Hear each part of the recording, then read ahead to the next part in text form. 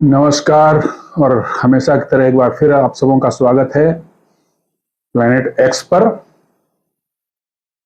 और हमेशा की तरह फिर आपसे निवेदन है कि आप इस चैनल को सब्सक्राइब करें, हमारी वीडियोस को लाइक करें और फ्रेंड्स एंड फैमिली के साथ शेयर जरूर करें ताकि हमारी रीच बढ़ सके। दोस्तों, आज हम एक टॉपिक पर डिस्कस करने जा रहे हैं जो आजकल बहुत चर्चा का विषय है, आम लोगों के बीच में भी है और टेक्निकल प्रोफेशनल्स के बीच में भी है, टेक्नोक्रेट्स जो हैं इस फील्ड में हैं उनके बीच में भी है। और वो जो विषय है वो है भारत में स्टारलिंक सर्विस की शुरुआत। जैसा आप जानते हैं कि अभी कुछ दिनों पहले ही भारत सरकार ने स्टारलिंक को भारत में अपनी सर्विसेज स्टार्ट करने की जो है लाइसेंस दे दी है। अब वो सीधे खुद स्टारलिंक अपनी सर्विसेज को पब्लिक को ऑफर करेगी या कि किसी टेलीकॉम ऑपरेटर से कोलैबोरेशन के साथ जो है ऑफर करेगी, ये देखने वाला होगा।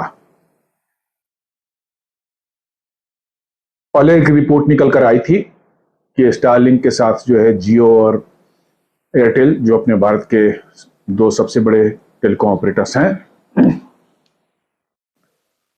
वो कुछ एग्रीमेंट कर चुके हैं कि वो उनकी सर्विसेज को इंडिया में सेल करेंगे, सेल्स एंड सर्विस करेंगे। तो हो सकता है कि स्टारलिंक उनके साथ मिलकर ये सर्विस भारत में लॉन्च करे या खुद भी लॉन्च कर सकता है। स्टारलिंक के सर्विसेज के बारे में थोड़ी कंट्रोवर्सी थी क्योंकि इनिशियली जो कुछ साल पहले, 1-2 साल पहले स्टारलिंक ने कोशिश की थी कि अपने टर्म्स एंड कंडीशंस पर जो है उस पर कोई तरह के भारत सरकार के नियंत्रण ना हो और उसका कोई कंट्रोल यहां से ना हो, ऐसी सर्विस लॉन्च करने का उनका इरादा था, जिसको भारत सरकार ने मना कर दिया, कहा कि नहीं, कंट्रोल तो यही रहेगा। और जो सुनने में बात आ रही है कि ये सर्विस जो होगी, इसका सैटेलाइट अपलिंक एंड डाउनलिंक का हब जो होगा वो भारत में होगा। मतलब कि भारत से जो भी सिग्नल वहां जाएगी वो लौट करके उस हब के पास जाएगी और फिर वहां से इंटरनेशनल मीडिया जो भी हमारे सबमरीन केबल्स वगैरह थ्रू है, जो कन्वेंशनल हमारे टेलीकम्युनिकेशन नेटवर्क्स वर्ल्ड वाइड है, उनके थ्रू जो है जहां जाना है वो जाएंगी।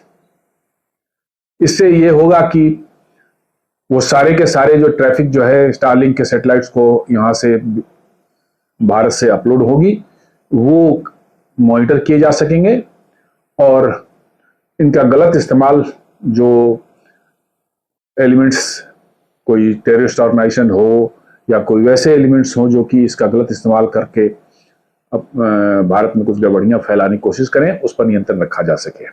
जैसे टेलीकॉम नेटवर्क में होता है कि इन तरह के एलिमेंट्स के लिए जो सरकार का नियंत्रण रहता है उसको बंद करा सकती है सरकार, उसकी सर्विस को पर्टिकुलर के उसके डिटेल्स निकाल सकती है, उसके कॉल डिटेल्स निकाले जाते हैं, कहाँ कहाँ उसने बात की, कहाँ कहाँ से उसे कॉल आया, किसको किसको उसने कॉल किया, ये सारी डिटेल्स वो कंपनियां जो बाध्य होती हैं, जिनके कस्टमर वो के बारे में वो जानकारी मांगी जाती है सरकार को देने के लिए, ताकि सरकारी एजेंसियां जो है अपनी सुरक्षा दृष्टि से जो उनकी रिक्वायरमेंट है वो फुलफिल हो सके। तो अब स्टारलिंक के में पहले इस पर राजी नहीं था 2 साल पहले, अब स्टारलिंक शायद इस पर तैयार हो गया है और वो उनकी अपलिंक डाउनलिंक हब जो है सैटेलाइट की जो है इंडिया में बनेगी और उसके थ्रू ही जो है वो सर्विस जो है इंडिया से बाहर जा सकेगी या बाहर से इंडिया में आ सकेगी। ऑफ कोर्स कस्टमर के पास जो है वो लिंक जो होगा वो सैटेलाइट के थ्रू ही होगा। थोड़ा जान ले, थोड़ा बहुत बिल्कुल साधारण शब्दों में कि स्टारलिंक सर्विस है क्या। बेसिकली हजारों सैटेलाइट्स, स्टारलिंक सर्विस जो है एलन मस्क की कंपनी जो है स्पेसएक्स, ये उनकी सर्विस है, उन्होंने लॉन्च किया है सर्विस को as a brand name Starlink. और ये ब्रॉडबैंड सर्विस देने के लिए जो है डिजाइन की गई है। दुनिया में कहीं पर 50 Mbps से 250 Mbps तक जो है लो लेटेंसी के साथ जो है ये सर्विस जो है आपको इंटरनेट सर्विस प्रोवाइड की जा सकती है। सबसे बड़ा एडवांटेज इस सर्विस का ये है, शहरों की यदि बात करें तो मुझे कोई बहुत ज्यादा इसमें एडवांटेज नजर नहीं आता, इसलिए कि हमारे शहर, इवन छोटे शहर भी जो है वहां पर घर घर तक फाइबर पहुंचा हुआ है और लोग ब्रॉडबैंड का इस्तेमाल जो है ऑप्टिकल फाइबर के थ्रू कर रहे हैं। High speed broadband 100 Mbps, 200 Mbps, 500 Mbps या इवन 1 Gbps तक भी लोग कर रहे हैं। घरेलू इस्तेमाल है, ऑफिशियल इस्तेमाल है, इंडस्ट्रियल इस्तेमाल है, जो भी है वो हो रहा है और ये इजीली अवेलेबल है और चीपर रेट पर अवेलेबल है। तो वहां पर तो मुझे इसका कुछ इम्पैक्ट नजर नहीं आता कि स्टारलिंक कोई बहुत बड़ा ड्रास्टिक चेंज इसमें लाई, क्योंकि ये भी फिक्स्ड सर्विस है, आपके घर में लगेगी, आपके घर में ही सिर्फ अवेलेबल होगी। ये नहीं कि रास्ता चलते जो है मोबाइल जैसा आप कहीं पर भी इसको एक्सेस कर पाएंगे। No, it is not like that. लेकिन हाँ, ये बात जरूर है कि रिमोट एरियाज, इनएक्सेसिबल एरिया, जहां पर इंटरनेट की जो है नेटवर्क जो है अभी भी ना के बराबर है या है भी तो बहुत ही सीमित मतलब कि जो है अवेलेबिलिटी उसकी है, बैंडविड्थ बहुत कम है, या मतलब कि जो है रिलायबिलिटी सर्विस की अच्छी नहीं है। जैसे आप रिमोट एरियाज ले लिए, आपके लद्दाख के क्षेत्र हो गए, हिमाचल प्रदेश और उत्तराखंड के रिमोट पहाड़ी एरियाज हो गए, अरुणाचल प्रदेश के एरिया, नागालैंड, पूरा नॉर्थ ईस्ट को आप ले सकते हैं, जहां पर इसका वाकई बहुत बड़ा इम्पैक्ट आ सकता है यदि ये पॉपुलर हुई तो।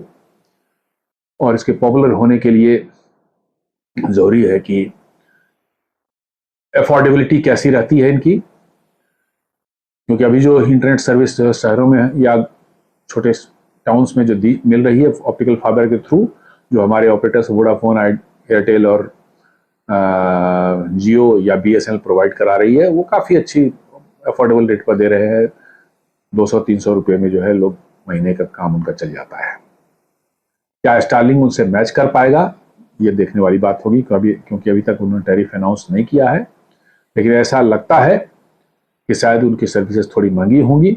इनिशियल टर्मिनल ही जो है कुछ हजार रुपये का, 2-4 हज़ार रुपये का हो सकता है या 5 हज़ार रुपये का हो सकता है टर्मिनल जो उनका आता है, और साथ में जो है मंथली चार्जेस भी से 800-900 या 1000 रुपये तक जा सकते हैं, जो कि एट प्रेजेंट जो existing services optical fibre through the जा रही है उससे काफ़ी ज़्यादा होगा। खैर, ये देखने वाली बात होगी, उस पर अभी कुछ नहीं कहा था कि टैरिफ क्या होगा। टैरिफ तो ऊपर नीचे की जा सकती है depending on the situation. Starlink service basically एक कंस्टेलेशन ऑफ सैटेलाइट्स के थ्रू दी जाती है।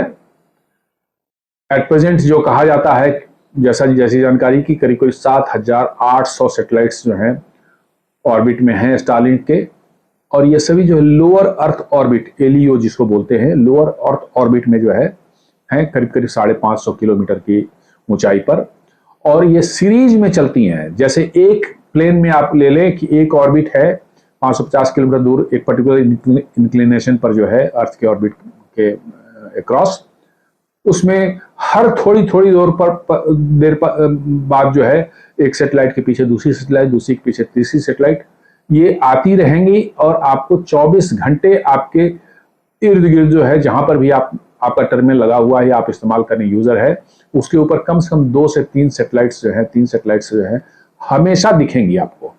और उन 3 सैटेलाइट्स में से एक कोई सैटेलाइट आपको सर्विस प्रोवाइड करेगा, जो वो आगे बढ़ जाएगा तो आपकी कनेक्टिविटी स्विच ओवर हो जाएगी, दूसरे सैटेलाइट पर चली जाएगी, थोड़ी देर तक उस सैटेलाइट पर रहेगी, तब तक वो सैटेलाइट भी जब आपकी लाइन ऑफ साइट से ओझल होने के कगार पर आएगा तो फिर ये लिंक स्विच ओवर हो जाएगा पीछे वाले सैटेलाइट पर, और ये अनवरत सिलसिला चलता रहेगा।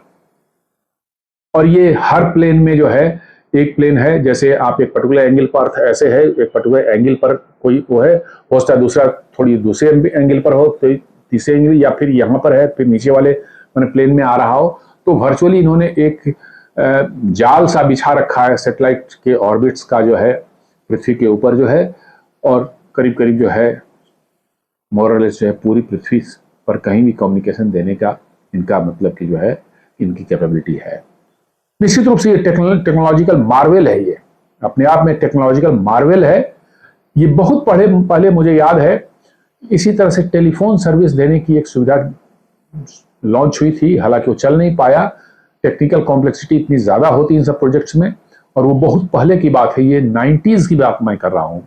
एक इरिडियम नाम की कंपनी ने जो है सर्विस लॉन्च की थी सैटेलाइट बेस्ड कम्युनिकेशन की, जो है उसमें ब्रॉडबैंड की नहीं, दैट वाज फॉर टेलीफोनी। और उनका दावा था कि दुनिया के किसी भी कोने में इरिडियम की सर्विस जो है वो पब्लिक को दी जा सकती है, इरेस्पेक्टिव कि वो कहाँ है।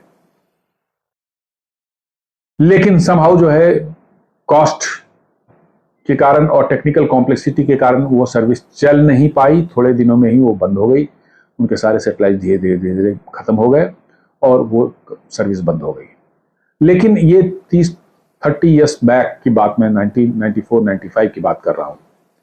आज के दिन में टेक्नोलॉजी बहुत आगे निकल गई है और स्टारलिंक जो है स्पेसएक्स कंपनी का पार्ट है, और स्पेसएक्स ने जो है बहुत तगड़ी, मतलब कि जो है स्पेस में रिसर्च किया, स्पेस में सैटेलाइट लॉन्च करना और सैटेलाइट को कंट्रोल करना, सैटेलाइट बनाने में बहुत अच्छी महारत हासिल कर ली है। और ये सर्विस जो है 2019 में लॉन्च हुई थी और तब से जो है ये सर्विस चल रही है धीरे धीरे। उस समय पहले सैटेलाइट्स कम थे, अब सैटेलाइट्स बढ़ते बढ़ते 7,800 के आसपास है, इसको शायद 12,000 तक ले जाएंगे, और ट्रैफिक बढ़ी तो इसको 35,000 तक ले जाने का। अब इमेजिन कीजिए 35,000 सैटेलाइट्स जो हैं ये पूरी दुनिया का चक्कर लगाते रहेंगे और ये आपको ब्रॉडबैंड सर्विस प्रोवाइड करेंगे। अब इसमें डेटा फ्लो कैसे करता है, इसमें inter satellite link, data link के थ्रू जो डेटा फ्लो करता है, आपकी जो है आपके डिवाइस से जो है लिंक तो है, जो आपके ऊपर सैटेलाइट नियरेस्ट है जिससे आप अभी कनेक्ट है उस पर जाएगी, लेकिन वहां से फिर उसको आगे जाना है। वहां से वो कैसे आगे जाएगा, वो सैटेलाइट जो है फिर कि दूसरे अपने बगल वाले सैटेलाइट को भेज देगा वो डेटा, वो बगल वाले सैटेलाइट को भेज, इस तरह भेजते भेजते वो दुनिया के किसी कोने में ले जा सकते हैं, पहुंचा सकते हैं।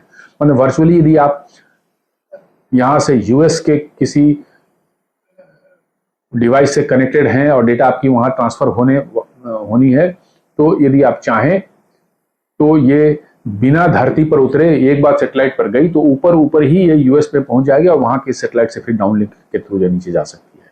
भारत सरकार ने इसी को ब्रेक किया कि नहीं, भारत के कस्टमर से की डेटा जो है पहले आपको भारत में सैटेलाइट मतलब कि जो कनेक्शन के हब जो बनाना पड़ेगा डाउनलोड अपलिंक का डाउनलोड का, और वहां से आप फिर जो टेरेस्ट्रियल मीडिया है, सबमरीन केबल या और भी कोई मीडिया जो होती है टेलीकम्युनिकेशन, उसके थ्रू जो है आप इसको अमेरिका ले जाएं, यूरोप ले जाएं, जहां ले जाना ले जा सकते। उसी तरह से बाहर से भी कोई डेटा आनी है किसी स्टारलिंक कस्टमर को भारत के अंदर में, तो वो सैटेलाइट के थ्रू नहीं आ सकती, पहले उसको उसी के थ्रू जो इंटरनेशनल गेटवे जो बनेगा इसका स्टारलिंक का भारत में, वहां इंटरनेशनल मीडिया या इंटरनेशनल टेलीकम्युनिकेशन नेटवर्क थ्रू जो है उस गेटवे पर आएगा, वहां से फिर वो अपलिंक होगा किसी स्टारलिंक सैटेलाइट को, और then it can be deliver to the user within the country of India. ये बड़ा ही मतलब अजूबा और बड़ा ही मतलब फ्यूचरिस्टिक एक नेटवर्क है, और यदि ये सक्सेसफुल रहा, इनफैक्ट सक्सेस टेक्निकली ये सक्सेसफुल है बिकॉज कि 2019 से ये चल रहा है और इसके लाखों कस्टमर्स हैं दुनिया भर में, और वैसी जगहों पर भी इस्तेमाल किए जा रहे हैं। जैसे यूक्रेन में बहुत ज़्यादा इसके 50,000 से ऊपर टर्मिनल काम कर रहे हैं बिकॉज यूक्रेन का टेलीकम्युनिकेशन नेटवर्क ऑलमोस्ट ध्वस्त हो चुका है। उसके बाद स्टारलिंक ने वहां पर ये सर्विस प्रोवाइड कराई और रसिया वार में जो है उसको इस्तेमाल किया जा रहा है यूक्रेनियन द्वारा जो है। तो ये एक ऐसी सर्विस है कि इसको कहीं पर भी लगाया जाता है। कस्टमर के घर में जो है यूजर जो होते हैं उनके घर में, उनके छत पर कहीं पर भी ओपन स्पेस में जो है एक एंटेना लगेगा, जो कि जैसे हम लोग केबल टीवी के लिए डिश एंटेना लगाते हैं छत पर जो है, तो वो तो सिंपल डिश होता है, उसके अंदर में कोई इलेक्ट्रॉनिक्स नहीं होती है, कुछ भी नहीं होता है। वर्चुअली वो सिर्फ सिग्नल कलेक्ट करने के लिए एक पैराबोलिक डिश बनाया गया है, वो रिफ्लेक्ट करके जो है उसको एक कलेक्शन पॉइंट बना हुआ है उस पर भेजता है सारे सिग्नल को जो है, और वो कोएक्सियल केबल के थ्रू आपके नीचे सेट टॉप बॉक्स जो घर के अंदर लगा वहां आती है, अब देन उसको प्रोसेस करके जो है उस सिग्नल को जो है आपके टेलीविजन पर दिखाई जाती है उन चीजों को। लेकिन स्टारलिंक का जो है वो एंटेना या ऊपर में जो डिवाइस का टर्मिनल का जो एंटेना होगा वो ऐसा नहीं है, उसके अंदर में बहुत ही कॉम्प्लेक्स इलेक्ट्रॉनिक्स लगी हुई है। आप उसको सिर्फ लगा दें, आपको कोई अलाइन करने की जरूरत नहीं है, वो खुद से खुद अपने आप जो है किस डायरेक्शन में फिट होना है वहां पर फिट हो जाएगा। और जो सैटेलाइट को चेंज करता है वो बार बार हॉपिंग करता है। एक सैटेलाइट जो है जब होराइजन से आपके लाइन ऑफ साइट से बाहर जाना के पोजीशन में आता है, फिर वो अपनी दूसरे सैटेलाइट पर चेंज होता है, फिर उसके बाद जो है वो भी यदि लाइन ऑफ साइट से बाहर जाने का समय आ गया तो फिर थर्ड पर शिफ्ट होगा। ये चलते रहेगा। इसके लिए उसके अंदर में इलेक्ट्रॉनिक्स बनी हुई है, उसके बीम स्टीयरिंग होती है, इलेक्ट्रॉनिक बीम स्टीयरिंग होती है। मतलब कि आपका एंटेना मूव नहीं कर रहा है, एंटेना फिक्स्ड है, बट उसके अंदर में इलेक्ट्रॉनिक्स, बहुत कॉम्प्लेक्स इलेक्ट्रॉनिक्स बनाई गई हैं। और बीम स्टीयरिंग जो है वो बीम को स्टीयर करके सैटेलाइट से पकड़े रहता है, और जब तक सैटेलाइट है तो वो उसको बीम को स्टीयर करते रहता है। और जैसे ही सैटेलाइट उसके लाइन ऑफ साइट से बाहर जाता है वो तुरंत फिर स्विच बैक करके पीछे वाले सैटेलाइट पर कनेक्ट हो जाएगा। अब then again it will continue connection with that satellite, and फिर जब उसके लाइन ऑफ साइट से बाहर हो रहा है तो फिर again switch back to another one. तो बहुत ही कॉम्प्लेक्स है, बहुत ही मतलब कि जो है कह सकते हैं कि इनोवेटिव आइडिया है, और रिवॉल्यूशनरी भी कह सकते हैं।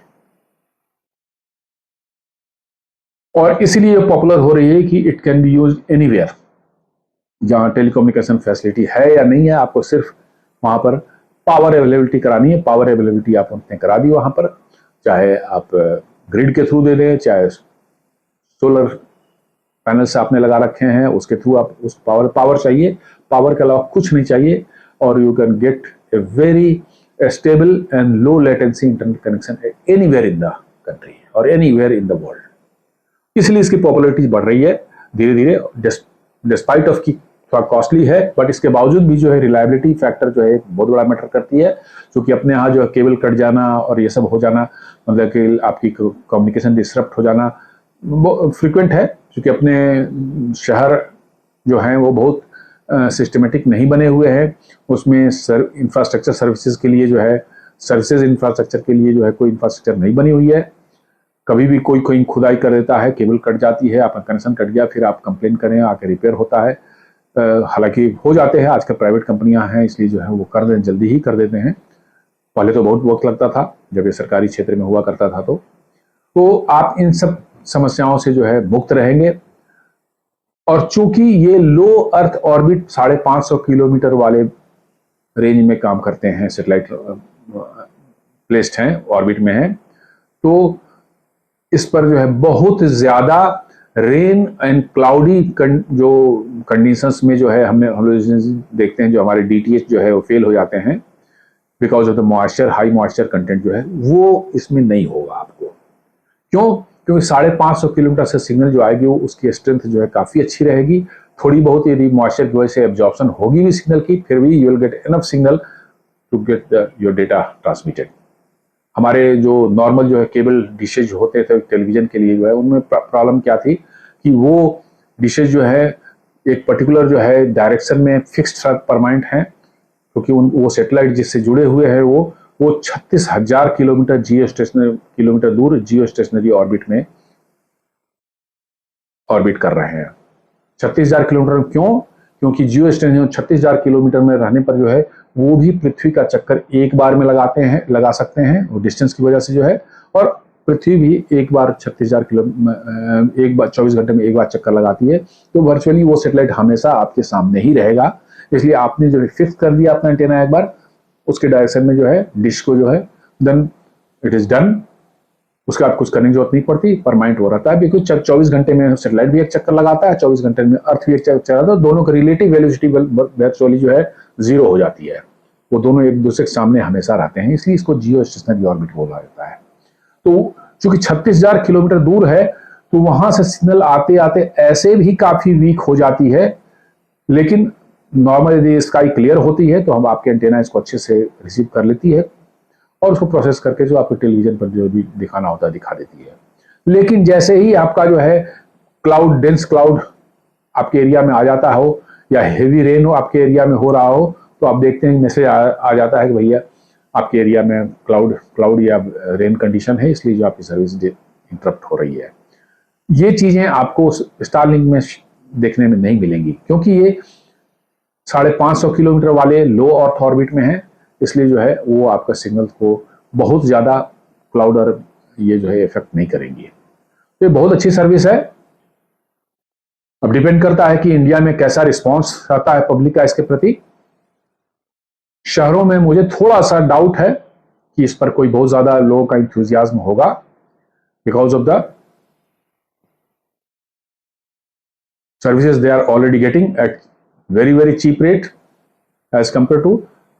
तो सडनली जो रेट्स बहुत ज्यादा हाई होंगे स्टारलिंक सर्विसेज के, तो नेचुरली है कि जिनको अब ऑलरेडी वो सर्विस ठीक ठाक सर्विस मिल रही है तो स्टारलिंक पर क्यों जाएंगे। बट डेफिनेटली जो रिमोट एरिया जो हैं, विलेजेज हैं, जहाँ पर लोग चाहते हैं कि हाँ ऐसी कनेक्टिविटी रहे, चाहे लद्दाख या उस सब एरियाज में जो है गवर्नमेंट ऑफिसेज हैं या डिफेंस सर्विसेज वगैरह वाले होते हैं और भी एजेंसियां होती हैं जो वहाँ काम करती हैं, उनको जरूरत पड़ती है। नॉर्थ ईस्ट के एरियाज में बहुत से रिमोट एरियाज हैं अपने, इवन प्लेन एरियाज में भी बहुत से, मतलब जो है हिली एरियाज है, झारखंड है, छत्तीसगढ़ के एरियाज में जहाँ टेलीकम्युनिकेशन फैसिलिटी जो है बहुत ही खराब कंडीशन में है या ना के बराबर है। उन एरियाज के लिए वाकई एक बून है ये। आप विदाउट कोई फर्दर इंफ्रास्ट्रक्चर पर खर्च किए जो है आप ब्रॉडबैंड सर्विस उन एरियाज में पहुंचा सकते हैं लोगों के लिए जो है। जैसा आप जान रहे हैं पिछले कुछ वर्षों से जो है, पिछले 8-10 वर्षों में जो है भारत में जो है डिजिटल क्रांति एक धीरे धीरे आ रही है। गवर्नमेंट की सारी सर्विसेज जो है धीरे धीरे जो है वो डिजिटल मीडिया पर अवेलेबल हो रही है। ट्रांजैक्शंस जो हैं उसमें रिमार्केबल मैंने प्रोग्रेस भारत ने किया है। दुनिया में नंबर 1 कंट्री है जिसमें आप यहाँ पर आप डिजिटल ट्रांजैक्शन जो है मोबाइल के थ्रू या अन्य डिवाइसेस के थ्रू कर रहे हैं। उसके लिए आपको जो है ब्रॉडबैंड कनेक्टिविटी चाहिए होती है और वहां पर ये रिमोट एरियाज में जहां पर टेलीकॉम फैसिलिटी नहीं है वहां पर ये बहुत बड़ा एक मतलब कि जो है हेल्पफुल होगा इन सर्विसेज को लॉन्च करने के लिए जो है। अब सुनने में आ रहा है जैसा कि स्टारलिंक के का फ्यूचर प्लान है कि हम टेलीफोन सर्विसेज भी जो है इस सैटेलाइट के थ्रू जो है देंगे। ये भी प्लान में है, इट इज नॉट मतलब अभी रियलिटी में नहीं है, ये धरातल पर नहीं है। बट इसके लिए लेकिन स्पेशल टाइप के मोबाइल फोन्स डेवलप करने होंगे जो कि सैटेलाइट्स को के सिग्नल को डायरेक्ट पकड़ सकें और सीधे उनसे जो है कम्युनिकेट कर सकें। यदि ये हो गया तो समझ लीजिए कि ये बहुत बड़ा एक रिवॉल्यूशन आने वाला है, क्योंकि ये जो अभी प्रेजेंट जो सर्विस स्टारलिंक की ये फिक्स्ड है। जस्ट लाइक घर में आपके जो राउटर या मॉडेम्स लगे हुए हैं उसके थ्रू आप सर्विस लेंगे, घर के अंदर मिलती है, बाहर नहीं मिलती है आपको। एग्जैक्टली वही चीज रहेगा कि नथिंग मैनोवर। लेकिन यदि वो आ जाता है तो आप समझ लीजिए कि वैसे एरियाज में भी आपको जाने में बिल्कुल कोई हिचक नहीं होगी जहां पर मोबाइल टावर्स नहीं है, प्रॉपर मोबाइल टावर की डेंसिटी नहीं है, सर्विस नहीं मिल पा रही है। आप कहीं पर भी ट्रेन में जा रहे हैं, कहीं पर रिमोट प्लेसेस में जा रहे हैं जहाँ पर कवरेज मोबाइल कोई नहीं है, but you need not bother, Starlink through आप कम्युनिकेट कर पाएंगे। लेकिन वो हैंडसेट अभी आया नहीं है, शायद मतलब कि नियर फ्यूचर में वो आ जाए, क्योंकि एक बार कनेक्टिविटी सैटेलाइट के थ्रू बन रही है, डिजिटल कनेक्टिविटी बन रही है, तो फोन सर्विस प्रोवाइड करना is not a big thing, ये किया जा सकता है और मुझे लगता है कि हो ही जाएगा ये नियर फ्यूचर में। तो इसके लिए जो है भारत में जो टेलीकॉम ऑपरेटर्स हैं उनको तैयार रहना पड़ेगा, उनको इसके लिए रेडी रहना पड़ेगा, बिकॉज कि यदि टेलीफोन सर्विसेज भी स्टारलिंक देना शुरू कर दे मोबाइल पर जो है, तो इसका सबसे बड़ा इम्पैक्ट जो है वो होगा हमारे देश के जो है टेलीकॉम ऑपरेटर्स हैं, क्योंकि अभी भी जो है वॉइस सर्विसेज जो है बहुत बड़ा एक रोल प्ले करता है ओवरऑल टेलीकॉम सिनेरियो में। वॉइस कम्युनिकेशन यदि न रहे, सिर्फ आपका डेटा कम्युनिकेशन रहे, बहुत बड़ी समस्या हो जाती है, बहुत बड़ी समस्या देगा। आपको वॉइस कम्युनिकेशन चाहिए और यदि वॉइस कम्युनिकेशन जो है आपको जो है स्टारलिंक के थ्रू प्रोवाइड होने लगे तो ये एक चिंता का विषय देश के जो एग्जिस्टिंग टेलीकॉम ऑपरेटर्स हैं उनके लिए होगा। अब देखना है कि कब ये लॉन्च होता है और क्या टैरिफ इसकी रहती है। ये टैरिफ जो है कितनी कॉम्पिटिटिव रहती है, या कि ये लॉन्च की जाती है इन्हीं हमारे जियो और एयरटेल के जो ऑपरेटर्स हैं इन्हीं के थ्रू लॉन्च की जाती है, ये देखने वाली बात होगी। और इसी पर सारा दारोमदार है कि कैसे ये लॉन्च होता है, यहाँ पर क्या इसकी टैरिफ रहती है। लेकिन very exciting times are ahead. Communication में बहुत बड़ा बूम आने वाला है इससे। डिस्पाइट ऑफ कॉस्ट, कोई भी चीज शुरू में आती है तो कॉस्टली रहती है। जैसे मोबाइल सर्विस इंडिया में 95 96 में आई थी तो इट वॉज ह्यूज कॉस्टली, आज के दिन में जो है आपको वर्चुअली वॉइस सर्विस जो है फ्री है. They are charging only for data and voice service is given to you as a complimentary free. ठीक है, इसके पीछे जो भी बिजनेस का डायनेमिक्स हो सकता है, लेकिन वॉइस सर्विस जो है आप के लिए आज कोई बॉदर नहीं करता. 1-1 घंटे भी लोग बात करते हैं, दे डोंट बॉदर. तो कोई भी सर्विस शुरू में आती है तो कॉस्टली होती है. अब देखना है कि स्टारलिंक सर्विस कितनी इफेक्टिव होती है इंडिया में, कितनी कॉस्ट इफेक्टिव होती है, कितनी इसका इम्पैक्ट लोगों पर पड़ता है, ये देखने वाली बात होगी. बट मेरा मानना है कि very exciting times are ahead और हम इस पर वॉच रखेंगे और इस पर फर्दर कोई डेवलपमेंट होगा तो निश्चित रूप से जो है मैं अपडेट करूंगा आपको जो है. तो इसके साथ ही आज की इस एपिसोड को खत्म करते हैं और एक बार फिर आपसे निवेदन है कि मेरे इस चैनल को जरूर सब्सक्राइब करें, लाइक करें और फ्रेंड्स एंड फैमिली के साथ शेयर भी करें. धन्यवाद. Thank you.